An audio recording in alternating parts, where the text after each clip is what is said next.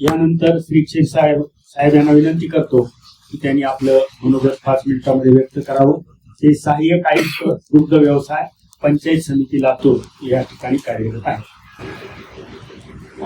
सन्माननीय व्यासपीठ, उपस्थित सर्व शेतकरी बंधू आणि भगिनी, आज भारतीय किसान संघातर्फे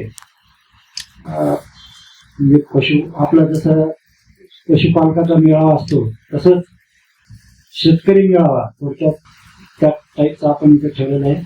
त्याबद्दल आयोजकाचा मी प्रथमतः आभार मानतो आणि पशुसंवर्धन विभागाच्या ज्या काही योजना आहेत त्या संदर्भामध्ये मी आपल्या थोडक्यात माहिती देतो. यापूर्वी पशुसंवर्धन विभागाच्या विविध योजना होत्या.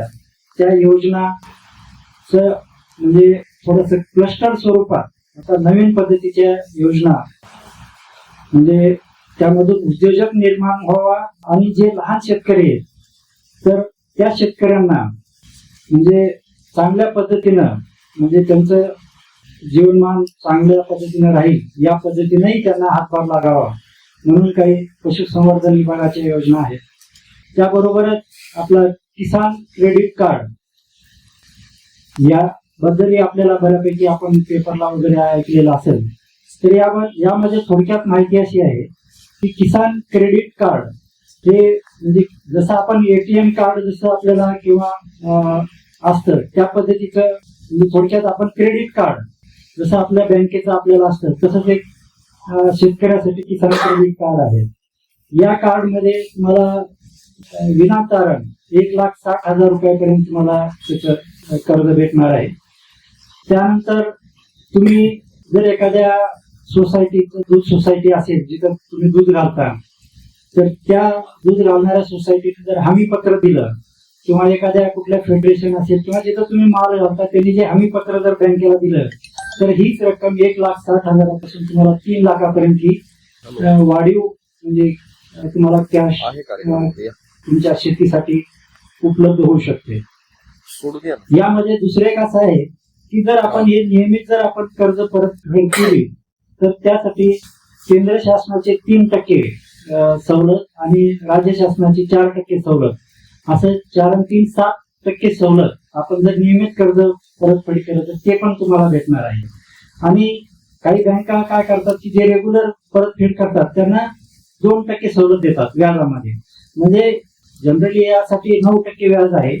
म्हणजे 4 आणि 3 7 आणि 2 9 म्हणजे आपल्याला आपलं क्रेडिट आहे बँकेमध्ये. तुम्हाला एखाद्या दूध घालणारी जी संस्था आहे त्या डेअरीनं तुम्हाला सर्टिफिकेट दिले किंवा एखाद्या कुठल्या दुसऱ्या संस्थेनं सर्टिफिकेट दिले तुमची हमी घेतली तर तुम्हाला 3 लाख रुपये वर्षभर तुम्हाला बिनव्याजी वापरता येऊ शकतात. तर अशा या किसान क्रेडिटचे स्कीम आहे. तरी किसान क्रेडिटचे फॉर्म आम्ही आमचे डॉक्टर रेड्डी आहेत त्यांच्याकडे आम्ही उपलब्ध करून दिलेले आहेत. त्याचबरोबर पशुसंवर्धन विभागाच्या म्हणजे जिल्हास्तरीय ज्या काही योजना आहेत त्या जवळपास 15 आहेत आणि जे उद्योजक निर्माण करण्यासाठी जे आहेत त्या जवळपास 12 योजना आहेत. आता त्याचं डिटेल जर चर्चा केली तर बाकीचे वक्त्यांना आपल्याला वेळ देणं शक्य नाही.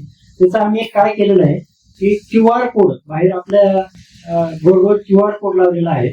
त्या QR कोडला जर आपण अँड्रॉइड मोबाईल जर आपण स्कॅन केलं तर त्याच्यामध्ये जवळपास 26 पानाचं PDF आहे. ते PDF तुमच्या मोबाईलवर आपल्याला गुगल लेन्स आपण जे अँड्रॉइड मोबाईल सर्व वापरतात तर त्याचा वापर जर केला तर आपल्याला त्याच्या 26 पेजेसचं PDF आपल्या त्या याच्यामध्ये दोन्ही योजनेचं येऊ शकतं आणि तुम्ही डिटेल त्याचा अभ्यास करून तुम्ही कुठला अर्ज भरायचा काय नाही याबाबत निर्णय घेऊ शकता. सध्या ह्या योजना आहेत म्हणजे 9 मार्च या अनुसार आपल्याला त्या हे झालेल्या आहेत. परंतु प्राथमिक स्तरावर जरी तो निघाला असला तर इम्प्लिमेंटिंग एजन्सी आयुक्त पशुसंवर्धन असतं त्यामार्फत काही मॉडिफिकेशन करून काही ज्या त्रुटी असतील त्या दूर करून आपल्याला त्या योजना एक 10-15 दिवसांमध्ये आपल्याला ग्रामीण पातळीवर पशुपालकांना उपलब्ध होतील. पशुसंवर्धन आणि कृषी तसा विचार केला तर आज आपल्याला पूर्वी जसं पशुधन प्रत्येक शेतकऱ्याकडे होतं तर ते आता तेवढं राहिलेलं नाही. त्याचं कारण असं की ते शेतकऱ्याला परवडत नाही. परंतु कृषी जर आपल्याला कृषीचं उत्पन्न जर वाढवायचं असेल तर पशुसंवर्धन हा व्यवसाय आपल्याला करण प्राप्त आहे. कारण आपण बरेच साईड इफेक्ट जे काही केमिकलचे आहेत ते आपण आता आपल्या दैनंदिन जीवनामध्ये पाहत आहोत. जास्त काही न बोलता पुढील मान्यवरांना वेळ देण्यासाठी मी माझे 2 शब्द संपवतो. जय हिंद, जय महाराष्ट्र.